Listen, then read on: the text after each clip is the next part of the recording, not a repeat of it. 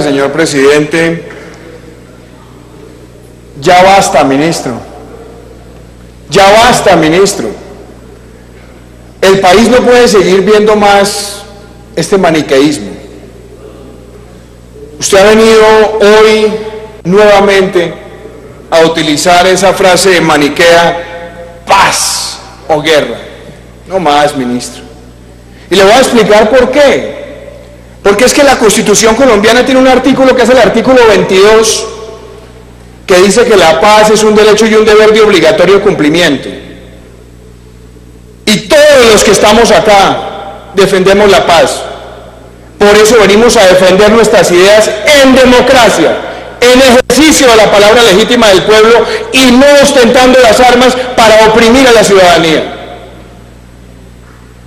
Entonces, por favor, no siga caricaturizando a un partido que legítimamente está representado acá con ciudadanos de bien como si nosotros fuéramos los símbolos de la guerra. Porque los verdaderos símbolos de la guerra están en La Habana. Y como producto de su guerra han chantajeado al Estado y como producto de su guerra están obteniendo concesiones. Entonces, por favor, no vuelva a traer ese maniqueísmo a este Congreso. Porque yo sí le digo una cosa. Acá le decimos no al terrorismo. Y le decimos no al terrorismo porque el terrorismo no puede salir victorioso frente a la legalidad y a la ciudadanía de bien. Ese no es la Colombia que nosotros queremos construir. Y como la paz es un derecho y un deber de obligatorio cumplimiento, este plebiscito que usted ha llamado nuevamente paz o guerra no es ese falso dilema. Es si los acuerdos de La Habana son buenos para el país o por el contrario son el triunfo de la criminalidad sobre el Estado de Derecho. Y yo le quiero decir, y ahí podemos tener discrepancias, pero el hecho de que Colombia haya accedido a la Corte Penal Internacional y al Tratado de Roma para que no queden en la impunidad crímenes de lesa humanidad, nos da la suficiente legitimidad por ver ese texto en el bloque de constitucionalidad para exigirle al terrorismo que pague cárcel. Esto no es un capricho. Y lo mismo ocurre porque nuestra Constitución prohíbe que los que han cometido crímenes graves estén en este Senado representando al pueblo colombiano. Y este gobierno ha entregado esas concesiones en contra de la Constitución para premiar a quienes han sembrado terror. Y a eso le decimos que no. Y la ciudadanía que a eso le dice que no merece respeto. Porque esa ciudadanía, cuando vaya a un referendo, no va a ir a decir sí a la guerra, va a decir sí a la legalidad, sí a la justicia, sí al castigo ejemplar de quienes con la violencia quieren imponerle su verdad a Colombia. Y también le voy a decir, no traiga malos ejemplos, ministro, que Timochenko no es Angela Merkel ni la farsa de la Unión Europea. No venga a traer esas comparaciones acá, déjele eso a los británicos que harto problema tienen con eso. Nosotros tenemos otra realidad.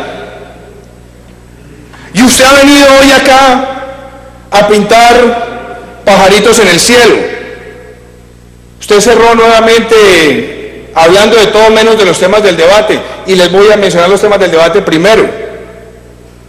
Acá usted vino a decir que el debate del posconflicto no tenía nada que ver con la situación económica. Veo que corrigió ahora en su segunda intervención. Pero es que cuando un posconflicto se ha planeado con un barril a $100 de manera permanente, pues lógicamente que usted le está diciendo a la nación mentiras. Porque es una bonanza transitoria para un país que no es petrolero, que tiene reservas para menos de 7 años. Y esos dineros que llegaron de la bonanza se los gastaron. Trataron de justificar en el marco fiscal de mediano plazo y no lo pueden hacer, no es evidente. O si no, señor ministro, ¿por qué le bajó el crecimiento potencial de la economía en el marco fiscal de mediano plazo con todas las bondades que usted ha narrado en la tarde de hoy? Lo cierto es que hoy el país tiene un déficit de 32 billones de pesos. Déficit fiscal que necesita un ajuste y que ustedes se lo están postergando en la próxima administración. Eso no es responsable con Colombia. Y usted ha venido a decir a pocas semanas, a pocos meses de que el gobierno supuestamente firme un acuerdo que no tienen las cifras. Y se atrevió a decir cifras infladas. ¿Infladas por quién? ¿Por Fedesarrollo? ¿Por la misión rural? ¿Por los bancos de inversión en un panel donde usted y yo participamos hablando sobre ese estudio? Son escenarios que el país está conociendo y usted no ha dado una cifra, señor ministro de Hacienda. ¿Cuánto cuesta? ¿Quién lo paga? ¿Con qué recursos? Y a mí sí me duele que en este país, sabiendo los costos que tiene para Colombia, no tener unas fuerzas militares preparadas para los desafíos de los riesgos persistentes, o le parece poco el aumento de los cultivos ilícitos en el país, o le parece poco la escalada del ELN, o le parece poco los paros armados que están haciendo las BACRIM en la costa caribe. Esas fuerzas militares que deberían tener los recursos para ir de la mano con los supuestos cambios de doctrina para supuestamente fortalecerse, resulta que tiene 56% menos recursos de inversión que hace 2 años. Y no han dicho nada acá. La palabrería, la ilusión, la bruma de los argumentos falaces, pero no la concreción. Y el sector rural, una burla más al sector rural de Colombia, a un sector rural que todos los días lo manosean, que lo llaman la autopista del posconflicto y que tiene 57% menos de inversión que hace 2 años. ¿Sabe cuál es el resultado de la austeridad inteligente, ministro? El resultado de la austeridad inteligente son los cambios de la perspectiva de estable a negativa de sus agencias calificadoras. Acéptelo. Usted viene acá y se jacta de la austeridad inteligente. 2 minutos. Y además, usted vino a decir ahora todas las bellezas de la economía colombiana. Se las voy a poner ahora en los términos de las medallas olímpicas.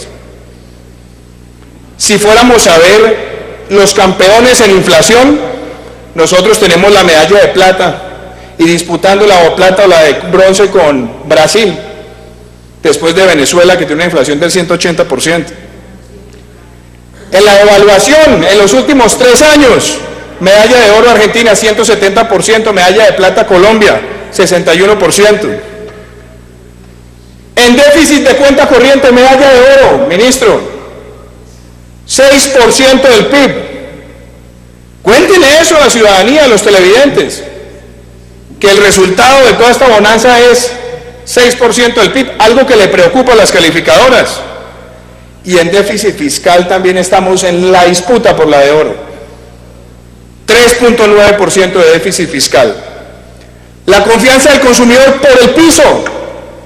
Esos no son colombianos que están cayendo en el falso dilema de pesimismo o optimismo. No, ellos sienten el pesimismo en su bolsillo porque ya la inflación se les comió el aumento del salario mínimo.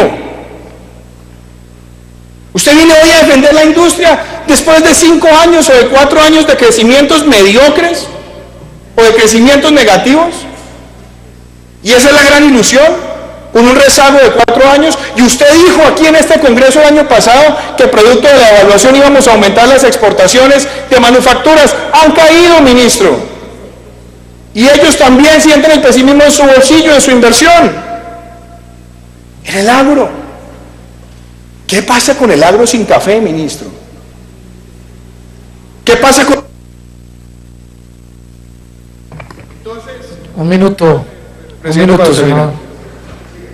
Entonces, yo lo que le quiero decir en este debate es que ha quedado absolutamente claro que no hay recursos para financiar las promesas del posconflicto, y que si este país sigue ese trayecto, sigue esa realidad de gastar y de prometer y generar ilusiones sin tener con qué, sin tener las fuerzas militares y de policía dotadas para enfrentar los riesgos en las ciudades y en el campo, este país, más que el posconflicto, va a necesitar es toda una agenda para el post-Santos, y sí que estamos preparados para hacerle un viraje a este país, porque como vamos vamos muy mal, señor presidente. Muchas gracias.